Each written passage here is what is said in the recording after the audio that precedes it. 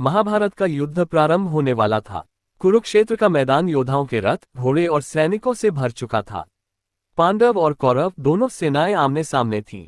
ये धर्म और अधर्म के बीच का युद्ध था।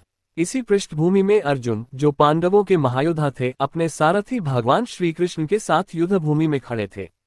संघर्ष की शुरुआत अर्जुन ने जब अपने रिश्तेदारों, मित्रों, गुरुजन और परिजनों को दोनों पक्षों में खड़ा देखा तो उनका मन विचलित हो गया। उनका धनुष गांडीव हाथ से छूटने लगा और उन्होंने श्रीकृष्ण से कहा, श्लोक किन नो राजेन गोविंद किन भोगे जीवितेन वा येषामर्थे कांक्षित नो राज्यम भोगा सुखानि च।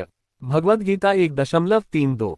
अर्जुन बोले, हे गोविंद, हमें राज्य, भोग या जीवन की क्या आवश्यकता है जब हमारे लिए ये सब चाहने वाले हमारे अपने सगे संबंधी ही हमारे सामने खड़े हैं। अर्जुन ने आगे कहा, हे माधव, इन सभी को मारकर मैं कोई सुख नहीं पा सकता। ये सब मेरे अपने हैं और इनके बिना ये राज्य मेरे लिए व्यर्थ होगा। श्री कृष्ण का मार्गदर्शन। अर्जुन के इस मानसिक असंतुलन को देखकर भगवान श्रीकृष्ण ने मुस्कुराते हुए कहा, हे पार्थ, ये तुम्हारा मोह और कमजोरी तुम्हें अपने धर्म से विमुख कर रही है। जो योद्धा अपने धर्म का पालन नहीं करता वह अपयश का भागी होता है। उन्होंने अर्जुन को याद दिलाया कि यह युद्ध धर्म के लिए है और यह उनका कर्तव्य है कि वे अधर्म का नाश करें। श्री कृष्ण ने कहा, श्लोक स्वधर्मे निधन श्रेयः परधर्मो भयभयः। भगवद गीता 3.35। अपने धर्म में मर जाना भी कल्याणकारी है, परंतु दूसरे के धर्म का पालन करना भयावह है। श्री कृष्ण ने समझाया कि व्यक्ति को अपने कर्मों का फल नहीं देखना चाहिए। फल की इच्छा त्याग कर निष्काम भाव से कर्म करना ही सच्चा धर्म है।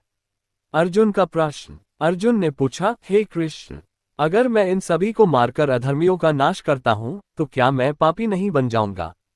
श्री कृष्ण ने उत्तर दिया, श्लोक न हन्यते हन्यमाने शरीरे। भगवद गीता 2.20। आत्मा को न तो कोई मार सकता है और न ही इसे मारा जा सकता है। शरीर नश्वर है लेकिन आत्मा अमर है। उन्होंने समझाया कि यह शरीर नाशवान है लेकिन आत्मा अनश्वर और अजेय है। जो मरता है वो केवल शरीर है। इसलिए अर्जुन को अपने धर्म का पालन करने से डरना नहीं चाहिए।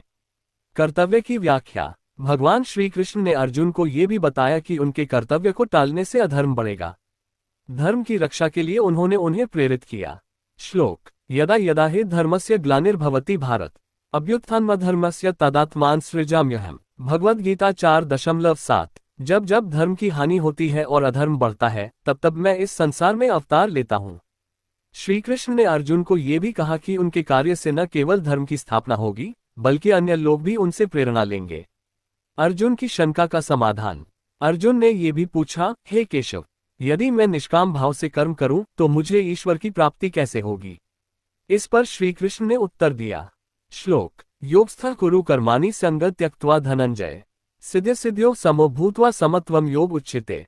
भगवद गीता 2.48। हे धनंजय, योग में स्थित होकर कर्म करो।